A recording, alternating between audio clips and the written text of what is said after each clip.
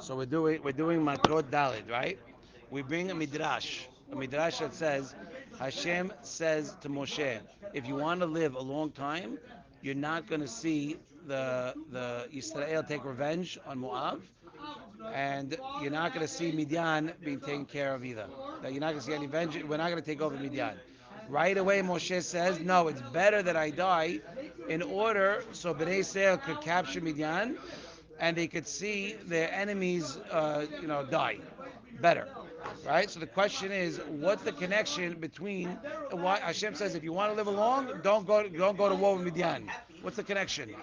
What this whole thing about the war of Midian is contingent on Moshe Rabbeinu's death? Why? Why is it such a big deal?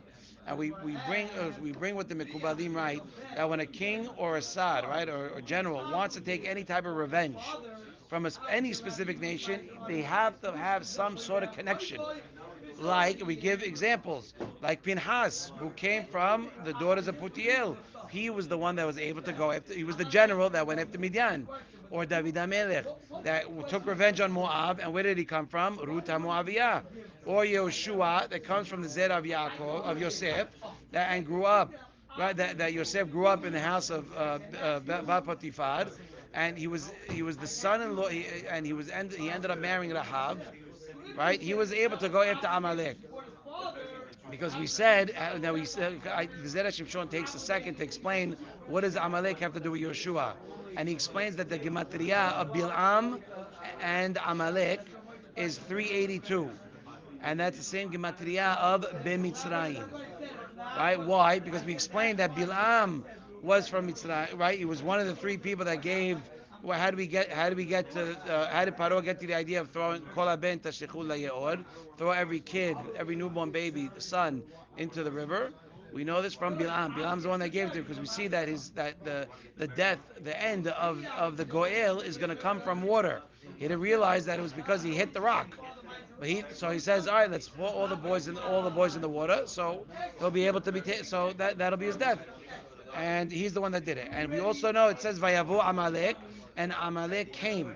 Where did it come? Where did Amalek come from? Right, but when he makes the war with Bnei Israel, it says Vayavu Amalek. Right? What does it mean Vayavu Amalek? It's explaining where did he come from. He came from consulting with Bilam. That what they asked, should we do it or not? And at the end, and so Amalek took the advice of Bilam to kill Bnei, to go wage war against Bnei Israel. And we know in the Midrash in Esther, it says that they went to go consult with Bilam, and it also says there that Amalek is the Rosh Kelipot. How do we know? Because it says Bilam says Reshit Goyim Amalek. So the connection between Bilam and Amalek is sourced from Mitzrayim, and Yosef and Yoshua comes from the seed of Yosef, who grew up who married the daughter of the one who grew up in the Potiphar's house. That was just you just wanted to explain what's the connection between Yosef and Amalek. I'm sorry, Yoshua and Amalek.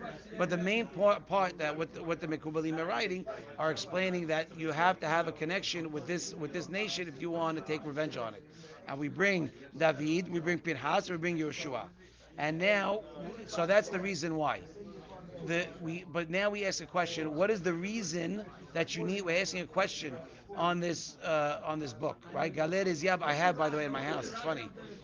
The question: why do you need a connection between the one who's going to take revenge and the one and the nation that you're taking revenge on? Why do you need a connection? And he brings a Shulchan Aruch that explains regarding the Tachshite mitzvah versus Tachshite Kiddusha. Tachshite Kiddusha is like a teak of tefillin or a mezuzah, right? Or right. So we said like the batim of the tefillin, you can't just throw out because it housed Kiddusha, so therefore it has Kiddusha. And if it has Kiddusha, it has to be buried. It has to go to Genizah. But the Haggadah comes and says, right, that in Aron, a closet or a shelf or something that is in the wall and causes damage, right? Let's say a rusty shelf, it causes damage. It's not considered tachshite kedusha. Why? The Magen Abraham comes and explains because it damages the item. So if you put, let's say you have a rusty shelf, and you put now a Sefer Torah on it, and now the rust climbs onto or moldy, and now the mold climbs onto the Sefer Torah itself, right? God forbid. Therefore, it's not that shelf has no kiddusha whatsoever. But if that shelf was clean and had nothing on it and would not cause any type of damage, then it would have the status of tachshiteh kiddusha, and it would have to be buried. Okay, and the Magen Abraham explains why. Because it didn't the kiddusha never rested on it. The kiddusha was always on the inside, right? It was considered mazik. It was not considered tashmish at all. So far so good. And then we bring up that all the neshamot kiddushot originate in the hands of the kelipot. Okay, the neshamot kiddushot and come from the kelipot. And we brought up Abraham coming from Terach. We brought up that David came from Moab, right? And we bring up pasuk in Yov that says, how do we know that all the kelipot, that the neshamot kiddushot come from kelipot? Because we have pasuk in Yov that says, mi ten tahor mitameh. Who could produce something tahor from something tameh? Only you, Hashem. Right? And we said why? Because tahor, because Terach it was all avodah zarah, all kelipot, and Abraham Avinu came out of him. Right? David Amelech. Right? It says in Tehillim, Matzati David Avdi. I found my David, my servant. Where did I find him? Midrash Shabbat says, found him in Sodom. Right? Because what happened? You had the from Lot. Pinhas also, he brings, and he says what? That Pinhas came from Benot Petiel, who right was from Yitro. All Kelipot also, before Yitro made Teshuvah, he was all right. It was all about Avodah Zarah. And also Yehoshua that came from Yosef, that he took Osnat Paneah, who was the daughter of Potiphera, who grew up in the house of Potiphar, right? And we also know, right? He also took Rahav. Good. So now we understand this concept of two things. One is that if something housed something kadosh, it's considered kadosh itself. It has to be buried. But there's an exception.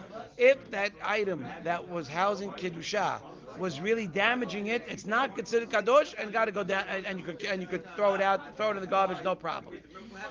So you might think, just like we learned right now that the Mekubalim say that all the neshamot come from kelipot. That means the kelipot are housing these neshamot. And you might think, just like Moshe, it was asur for him to go to war with Moab, because we know what it says in Midrash, right? Sheteh peridot tovot she'ati leotzi mehem. Right? The Gemara in Baba Kama says that the reason why Moshe couldn't go to war with Moab, because two very important neshamot were coming out. And we said Ruth HaMoabiyah and Naamah. So you might think that because this nation housed these important neshamot, right? This neshama kedusha, you might think that you're not allowed to destroy this ummah even after, because it has the status of tashmisheh kedusha. It might have the status, so therefore you can't mess with them. So even though I couldn't do it before, I also can't do it after, because they have to have akarat tov, they have tashmisheh kedusha. But on the flip side, you could say the same thing. We could say that if, in fact, were more damaged, they damaged the neshama. They were trying to damage the neshama. They don't have a status of kedusha, tashmisheh kedusha, and therefore you could kill it right away. But the problem that nobody knows, nobody could tell what the intentions of the kilipot were at the time that it was being housed in them. Therefore, you don't know one way or the other. There's only one person that could tell the difference, and that was the one that came from that kilipa himself. He's the one that knows. And I told you a story about my father, right? When he came from Egypt, right? If I make a joke now, I want to go to Egypt, he's going to go crazy. Why? Because he knows how dangerous it is, how bad it is, how nasty, how nishech they are, right? But you asked me how old was he when he left, and he was only 6, 7 years old, I think, when he left. And he didn't grow up there, and he still knows. Why? Because his essence, right? Where he's from Egypt. He knows. So that's the whole thing. So the Nitzotz itself knows what the Kilipah did. And he was the only one that could make the difference. And we brought the Halakan Shulchan Aruch, right, in Hoshe Mishpat, that says if you throw out something, right, and no one knows the contents of what was in it except the owner verifies, he swears what it is, and then the guy's got to pay. But no, you can't verify. Doesn't matter. He says there was gold in it. He swears, and then the guy who damaged it, he has to pay. Why? Because he's the only one that knows. So he swears and he gets it. Right now we know why you have to. That guy has to go to war. And we also know a second reason why he has to go to war. Because if he does not go to war, he's affirming that the Kelipot did good for him. And the generation would have to give him hakarat atov. This Amma, this nation, this Ummah would have to give hakarat atov for this nation because of this person came from them, and they did good. So the fact that he doesn't do it is showing it's like shetika kehoda'ah. Shetika means staying quiet is like you agree. So the fact that you're being quiet and doing nothing is like you're agreeing. So we know from the deen, from the letter of the law, Bnei Israel had to take revenge on Midian because they're the ones that caused them to sin with Benot Midian, right? And Moshe grew up in Midian and married a Midianite woman. He was the one that had to go to war, had to be done for him. Why? In order to show the deen that Midian has no status of kedusha whatsoever. Nothing good I got from them. Davka. And if Moshe would die before that, remember the whole thing. Hashem tells Moshe that if you want to live a long life, don't go to war with Midian. Right? Why? Because you're the only one that could do it. And if you don't do it, right, the Bnei Yisrael won't be able to take Nekama because then it's showing that they have a kifui tova that Moshe came from Moab, from Midian, and the good things happen from him, and you don't care. You can't go to war with them anymore. It's not a good look. Okay.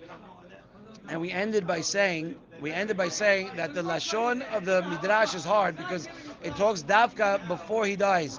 He says Hashem tells Moshe, if you want to live a long life, right? Why specifically did we bring this? Why does it have to happen, right? But close to his death.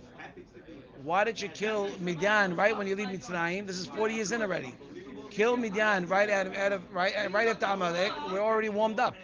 We went to war. So go ahead, go to another war. Go kill Midian. Why Davka does it have to be before Moshe Rabbeinu dies? Does this conversation and this war have to take place? As Zera Shimshon says, you got to look at the next Derashah in order to find out, which God willing we do tomorrow. Baruch Adonai Le'olam. Amen ve'amen.